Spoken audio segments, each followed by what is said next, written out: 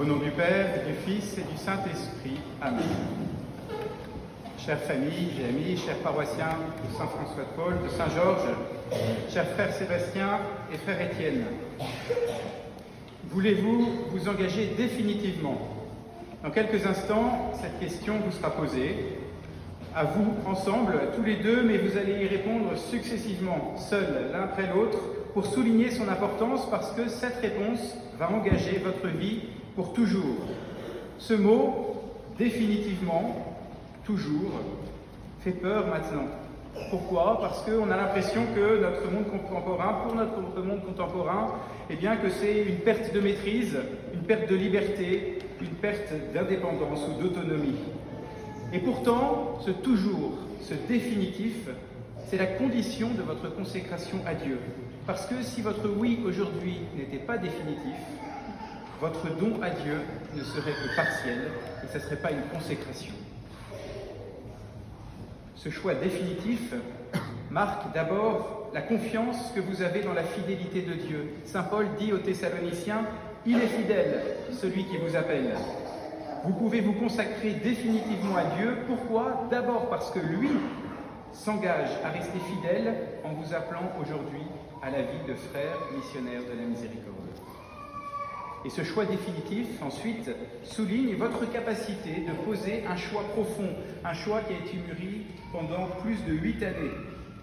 Vous vous rappelez aujourd'hui, au monde entier, par ce simple mot, toujours définitif, à tous ceux qui vous verront, que l'homme est capable de poser des choix toujours. En vous engageant comme missionnaire de la miséricorde, vous recevez bien sûr comme modèle de vie consacrée Sainte Faustine et Saint Charles de Foucault, nos deux saints patrons. Mais la Providence veut aujourd'hui vous faire regarder un autre immense saint qui a tant marqué notre pays, Saint Martin de Tours, que la liturgie célèbre aujourd'hui. Nous n'avons pas choisi cela pour cette fête, c'était pour des questions pratiques de date, mais la Providence a voulu nous donner ce saint, vous donner ce saint, et j'aimerais vous le donner comme modèle. Alors peut-être allez-vous penser que ce n'est pas très adapté comme modèle, puisqu'il était évêque. Je pense que ce n'est pas votre vocation. Ce n'est pas vraiment le modèle d'un frère. Et pourtant, ce n'est pas incongru de le choisir comme modèle aujourd'hui, de le regarder, parce qu'il a été aussi moine retiré à Ligugé, avant d'être tout dévoué à l'apostolat. Ce grand saint, consacré et apostolique, vous livre 3 exemples, 3 bien sûr, pas 2, pour votre vie de frère. D'abord l'exemple d'une charité en acte, une charité concrète. On connaît Saint Martin, tout le monde connaît Saint Martin pour ce geste de charité qu'il a posé alors qu'il était encore catéchumène. Voici ce qu'écrit Sulpice Sévère, son biographe. Il ne possédait que le manteau dont il était revêtu, car il avait donné tout le reste. Il tire son épée, le coupe en deux, en donne la moitié aux pauvres et se revêt du reste. Et il voit en songe Jésus qui dit aux anges, « Martin, n'étant encore que catéchumène, m'a revêtu de ce manteau. » La spiritualité de la miséricorde, qui est celle de notre communauté et que vous choisissez, que vous embrassez définitivement aujourd'hui, ne consiste pas seulement, pas uniquement, même s'il y a d'abord cela, à recevoir l'amour miséricordieux de Dieu dans la confiance, cet amour qui nous purifie, qui nous transforme, mais c'est aussi, de manière indissoluble, faire miséricorde au prochain, comme le rappellent nos constitutions, recevoir la miséricorde et faire miséricorde. L'un ne va pas sans l'autre. Faire miséricorde, à l'image du bon samaritain, c'est pratiquer les œuvres de miséricorde, comme l'a fait Saint Martin, notamment matérielles, parmi lesquelles nourrir les affamés, vêtir ceux qui sont nus, etc. Le geste de Saint Martin est un acte concret de miséricorde et un exemple pour chaque membre, et spécialement pour un frère. En étant plus disponible, avec une proximité peut-être plus grande envers les gens et envers les pauvres, vous avez la mission spéciale d'incarner très concrètement la charité du Christ pour les plus pauvres. Cela, non pour dispenser les autres membres, prêtres et séminaristes, de cette attention en acte aux plus pauvres, mais pour rappeler à tous les membres que les plus beaux enseignements sur la miséricorde ne sont rien sans les gestes concrets de charité.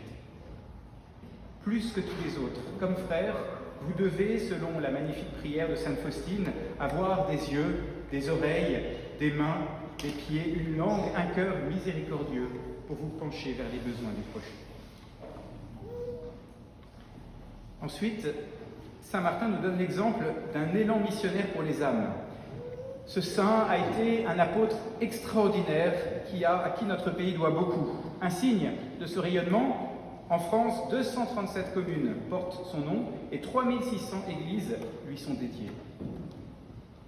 Ce qui nourrissait son zèle, qui a transformé notre pays, c'était sa soif du salut des âmes. Il s'est battu de toutes ses forces pour que les restes du paganisme puissent disparaître avec une saine et sainte intransigeance vis-à-vis de tout ce qui n'était pas le Christ.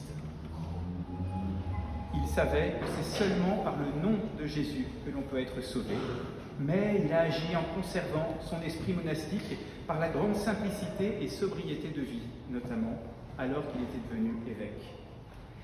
Dans cette alliance d'un grand zèle et d'une simplicité, c'est cette alliance d'un grand zèle et d'une simplicité que vous devez imiter.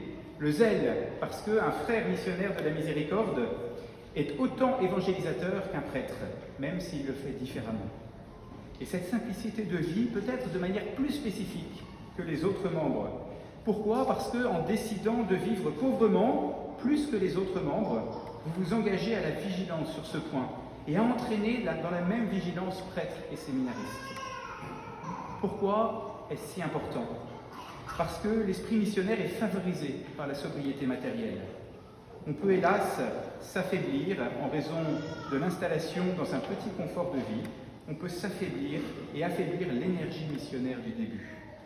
Puissiez-vous, chers frères, être un aiguillon de simplicité de vie dans les maisons où vous serez affectés. Saint Martin, enfin, incarne un état de disponibilité à la volonté de Dieu. Le voilà à la fin de sa vie, fatigué, affaibli, sentant la mort venir après une existence de bons et loyaux services, de très bons et très loyaux services pour son Seigneur, le Christ. Et à quoi aspire-t-il à 80 ans ? Il aspire à retrouver le repos éternel, à trouver le repos éternel, à aller vers celui que son cœur aime. Voici sa prière, telle que la rapporte encore le Sulpice sévère. Seigneur, si je puis être encore utile à ton peuple, malgré mes 80 ans, je ne refuse pas le travail, toutefois que ta volonté soit faite. Laissez-moi regarder le ciel plutôt que la terre. Je ne dois plus tarder pour orienter mon âme vers la voie qui conduit au Seigneur. Cet état d'obéissance à la volonté de Dieu est sûrement le secret de la sainteté de l'évêque de Tours. Et je pense le secret de toute sainteté, par l'union de volonté à la volonté divine, cet acte mystérieux, secret, intérieur, de consentement invisible des hommes mais connus de Dieu, de consentement à ce que Dieu veut. Et ce n'est qu'en ayant ce consentement que votre vie de frère portera du fruit. Voilà pourquoi l'obéissance toute spéciale que vous vous engagez à vivre, notamment vis-à-vis du prêtre supérieur de maison dans laquelle vous serez affecté, sera toujours un excellent exercice de sainteté. Une obéissance concrète qui sera au service de l'obéissance intérieure à Dieu que nous devons tous avoir, tous membres de la miséricorde et tous chrétiens. Obéissance parfois coûteuse, mais toujours fructueuse, parce qu'elle fait entrer dans le mouvement d'abandon confiant à la volonté divine. Cher frère Sébastien, cher frère Étienne, Jésus vous rappelle dans l'Évangile que personne n'allume une lampe pour la mettre dans un lieu caché, mais on la met sur le candélabre afin que ceux qui entrent voient la lumière. Jésus vous rappelle que votre consécration aujourd'hui ne sera le lieu de votre sainteté personnelle que si vous rayonnez sur les autres.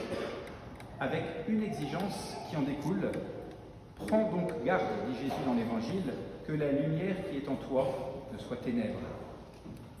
En vous engageant définitivement aujourd'hui, décidez de n'être pas seulement de bons frères, mais de saints frères, sans aucune ombre de ténèbres en vous. Que Jésus miséricordieux, par l'intercession de Notre-Dame de la Miséricorde, vous assiste en cela, aujourd'hui et toujours. Amen. Au nom du Père, du Fils et du Saint-Esprit. Amen.